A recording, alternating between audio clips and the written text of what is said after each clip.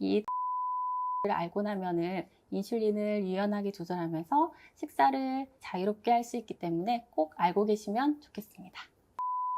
안녕하세요. 대한당뇨병학회 당뇨병의 정석입니다. 저는 진행을 맡은 삼성서울병원의 진상만이라고 합니다. 저번 시간에 이어서 연소혈당 측정을 이용한 혈당 조절 길잡이라는 그 책에 나오는 이야기들을 이제 하게 될 텐데요. 오늘은 탄수화물 그것이 알고 싶다, 탄수화물 파헤치기라는 주제로 이야기를 나눠보도록 하겠습니다. 도움을 주실 영양사 두 분 소개해 드리겠습니다. 네, 안녕하세요. 서울대학교 병원 임상영양사 이기순입니다. 네, 안녕하세요. 세브란스 병원 영양사 이상글입니다.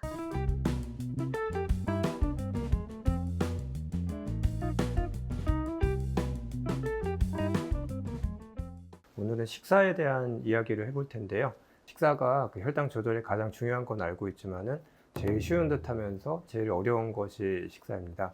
네, 세상에 맛있는 음식이 너무 많기 때문에 식단 관리하기가 굉장히 어려운데요. 그래서 당뇨인들은 당뇨약을 열심히 먹거나 운동을 열심히 하는 것만으로 혈당 조절을 하시려는 분들이 있습니다. 근데 식사 관리가 기본이 되지 않으면 사실 혈당 조절은 굉장히 되기가 어렵습니다. 스트레스 받지 않고 즐겁게 음식 먹기만 하면 참 좋을 텐데요. 그런데 음식을 먹으면 왜 혈당이 올라가는 거죠? 우리가 식사로 섭취하는 영양소, 즉 탄수화물, 단백질, 지방과 같은 영양소들은 우리 체내에서 소화되면서 포도당으로 분해가 되거나 혹은 포도당으로 전환되어서 혈당을 올리게 됩니다. 예전에는 탄수화물만 초점을 뒀었는데 요즘에는 단백질과 지방이 식후 혈당에 주는 영향도 중요하게 생각하고 있잖아요. 우리가 섭취하는 탄수화물이 최대 100%까지 포도당으로 분해된다고 한다면 단백질은 한 절반 정도, 지방은 한 10% 정도가 포도당으로 바뀌면서 혈당에 영향을 미치게 됩니다. 또 그뿐만 아니라 위에서 음식물이 배출되는 시간이나 인슐린이 작용하는 효율에도 영향을 미쳐서 식후 혈당에 영향을 주게 되는데요. 탄수화물 먹었을 때와는 또 다른 패턴으로 혈당을 올립니다. 예전에는 이제 식후 혈당을 볼 때 그 식후 2시간 혈당을 주로 쟀었는데요. 근데 모든 식사가 식후 2시간 혈당이 중요한 건 아니란 말이 있잖아요. 이건 어떤 이야기인지 좀 설명해 주세요. 보통 식사를 하면 2시간까지 혈당이 오르는 걸로 보고 있기 때문에 그 식후 2시간은 측정 시점으로 권고하고 있습니다.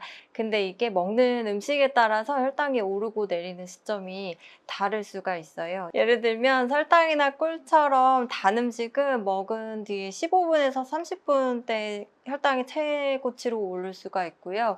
반면에 기름진 고기나 튀김같이 지방이나 단백질이 많은 음식은 소화 흡수되는 게 느리기 때문에 먹은 지 한 서너 시간 정도 지나서 혈당이 좀 올라가게 됩니다. 이럴 때 식후 2시간 혈당은 정상일 수는 있어도 3시간, 4시간 지나서는 고혈당이 올 수 있기 때문에 혈당 조절이 잘 안 되시는 분들은 2시간뿐만 아니라 4시간, 5시간까지 혈당을 측정해 보실 거를 권해드립니다. 저도 예전에 공복이랑 그 식후 2시간 혈당만 볼 때는 못 느꼈었는데요. 근데 치킨이나 중국 음식을 드시고 연속 혈당 측정을 이제 해오신 분들을 보면은 정말 상상을 초월하게 변하더라고요. 그래서 인슐린 맞으시는 분들은 용량 정하는 방법도 달라지는데요. 저희 책에 이제 그 용량 어떻게 정하는지 그림이 나오는 게 있어요. 식후에 추가로 인슐린 맞는 방법을 보시면 그 도움이 많이 될 것 같습니다. 그럼 오늘의 주인공인 탄수화물로 돌아가서 탄수화물에도 몇 가지 종류가 있다고 하던데요. 어떤 이야기인지 좀 설명해 주세요. 탄수화물은 크게 단순당과 복합당으로 구분할 수 있습니다. 단순당은 설탕이나 꿀, 주스, 탄산음료 이러한 식품들이고요. 흡수가 빨라서 혈당을 빨리 올립니다. 그래서 이러한 단순당은 저혈당이 왔을 때는 제외하고는 가능한 피하는 것이 좋습니다. 반면에 복합당은 현미나 잡곡, 감자, 고구마 같이 상대적으로 혈당을 천천히 올리는 식품들을 이야기하는 건데요. 이러한 복합당은 체내에서 필요한 만큼 적절한 양을 드시는 것이 필요합니다. 간혹 그 잡곡은 혈당 안 오른다고 하시고 또 고구마는 몸에 좋다고 하시면서 제한 없이 이제 드시는 분들이 있던데요. 이런 것도 단순당은 아니고 탄수화물은 맞는 거죠? 네, 탄수화물 네. 맞습니다.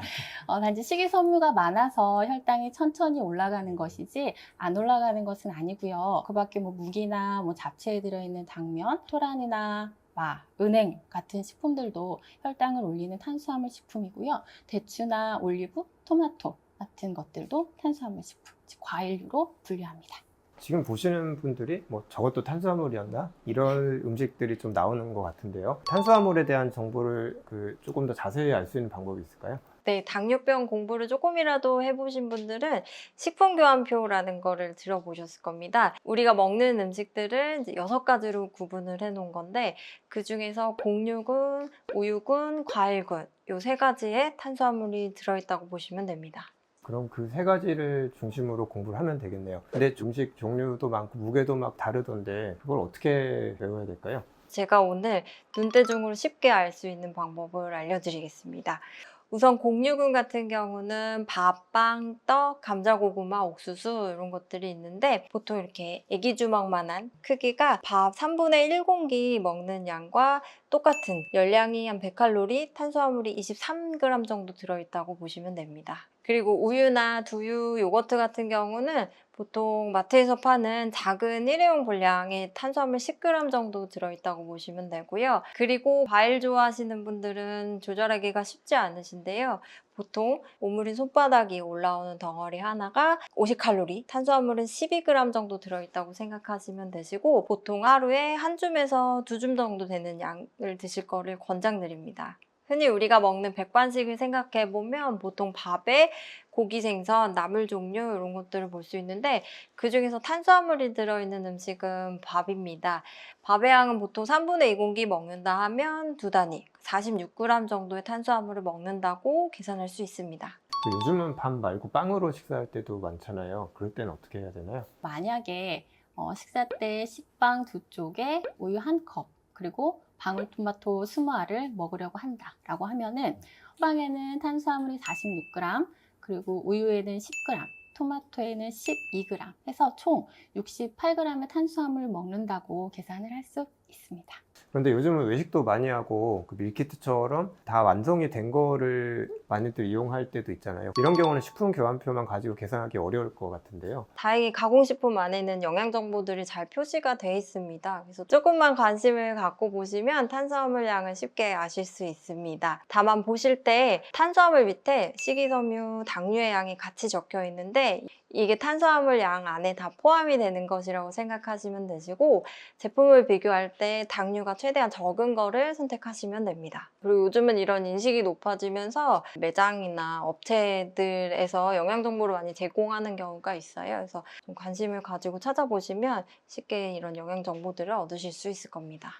그 외에 또 참고할 만한 자료가 또 있을까요? 네, 또 식약처에서 운영하는 식품안전나라라는 홈페이지가 있는데 그 안에서 우리가 주로 즐겨 먹는 음식들에 대한 영양 성분을 분석해 놓은 자료집을 다운받을 수 있어요. 그래서 이것도 많은 참고가 되실 것 같습니다. 그러니까 조금 더 깊게 들어가서 당뇨병이 있는 경우에 그러니까 인슐린 주사를 하시는 분들은 특히 이 탄수화물 양을 정확히 계산을 이제 해야 되잖아요.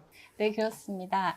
탄수화물 양에 따라서 인슐린 용량이 결정되기 때문에 인슐린 주사를 하시는 분들은 탄수화물 개수의 개념을 이해하는 것이 필요하겠습니다. 지난번 영상 보니까 되게 중요한 개념 같던데요. 쉽게 좀 풀어서 설명 부탁드려도 될까요? 탄수화물 개수라고 하는 것은 인슐린 1단위가 조절할 수 있는 탄수화물의 양을 의미하는데요. 간략한 공식으로 계산을 할 수가 있습니다. 해당 끼니의 탄수화물 섭취량을 그 끼니에 사용한 인슐린 양으로 나누어 주면 되는데요. 예를 들어서 인슐린 10단위를 맞고 탄수화물 80g을 먹었는데 식후 혈당이 목표한 범위 안에 들었다. 혈당 조절이 잘 되었다고 한다면 인슐린 1단위가 조절한 8g을 탄수화물 개수로 볼 수 있습니다. 그러면 우리가 실제 식사한 거에 그 예를 들어서 좀 그 계산을 좀 해주실 수가 있으세요? 예를 들어서 환자분이 아침 식전 혈당이 97이고 식사 전에 인슐린을 10단위 주사한 후에 아침 식사로 식빵 3장, 계란 후라이, 양상추 샐러드, 우유 1컵을 드셨어요. 그리고 식후 4시간의 혈당이 120이다라고 했을 때 이분의 아침 탄수화물 개수를 한번 구해주시겠어요? 네, 우선 탄수화물 개수를 알려면 내가 먹은 탄수화물 양을 알아야 됩니다. 이분이 먹은 음식 안에 탄수화물이 들어있는 거는 식빵이랑 우유입니다. 총 합은 79g으로 계산이 될 수 있고 여기에 식사 인슐린 10단위를 나눈 값이 탄수화물 개수가 되는데 그게 이제 8g이 되는 것입니다. 그리고 식후 혈당이 120으로 정상으로 나왔기 때문에 이분의 탄수화물 개수는 적절하다고 볼 수 있습니다. 그런데 이 탄수화물 개수라는 것이 사람마다 다르고 또 한 사람에게 있어서도 끼니마다 다를 수 있기 때문에 여러 번 확인하는 과정이 필요하겠습니다. 좀 번거로우실 수 있지만 이 탄수화물 개수를 알고 나면은 인슐린을 유연하게 조절하면서 식사를 자유롭게 할 수 있기 때문에 꼭 알고 계시면 좋겠습니다. 지금까지 탄수화물에 대해서 많은 얘기를 나눠봤는데요. 실생활에서 탄수화물에 대해서 이해하고 탄수화물을 조절하는 데 많은 도움이 됐으면 좋겠습니다. 다음 영상은 우리가 실제 환자분을 모시고 우리가 어떤 음식을 먹었을 때 혈당이 실제로 어떻게 변하는지를 이제 보여주는 시간이 될 거고요. 더 흥미로운 내용이니까 다음 편도 많은 시청을 부탁드리겠습니다. 오늘 영상이 도움이 되셨다면 구독, 좋아요 알람 설정 부탁드립니다.